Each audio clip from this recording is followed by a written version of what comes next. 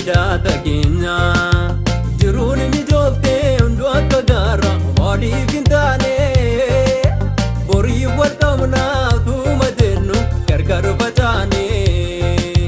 dirqii jiruutiin alaala teenye sabus qalbiin koo karaan fagaatus garaan jabaanne yaa jaalallee koo.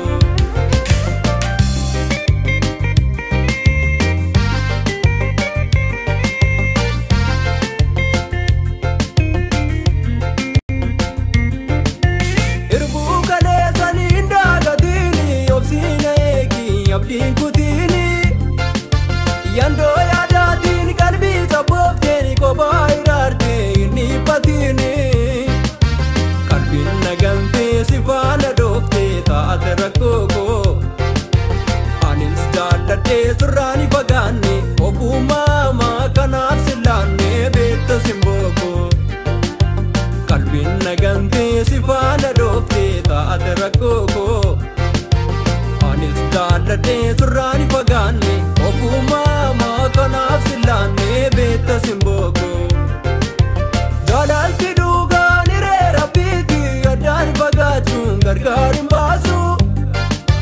wal barsiifannaa ilaa simbooko dhugaa ibiddaa bishaan hin naamsu anis dhufuu keessa gadi milaadhee ilaala laala niitisaa malee rafeen boqootu garaan jaalala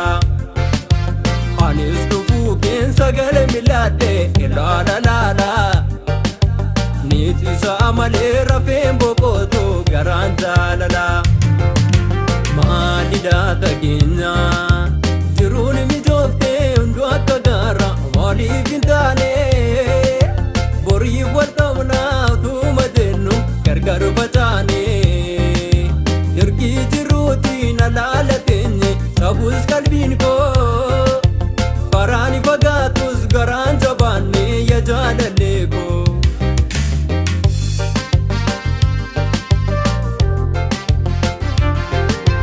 Galaanoo duudhaa gargar nu deegoo dirqiisee yaa'oo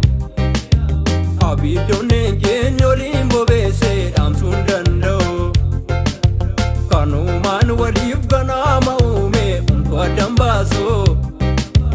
onnee jaalalaan walii maraato rabbuun namaaso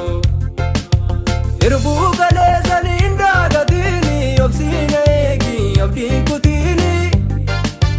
yandoo yaadaatiin qalbii sabooftee kophaa iraartee inni patiini qalbiin nagantee si faana dhooftee taate rakkoo anis jaalladhee surraani fagaanne ofumaa kanaaf sillaanne beekta simbooko madaa onnee koo orbobaatiroo teebuu jaalaloo osoon geederoo waadasaa waliif sinni yaadata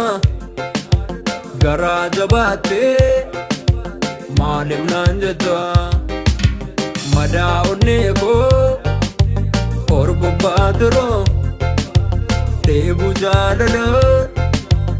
osoon geederoo waadasaa waliif sinni yaadata garaa jabaattee maaliif naan jetta.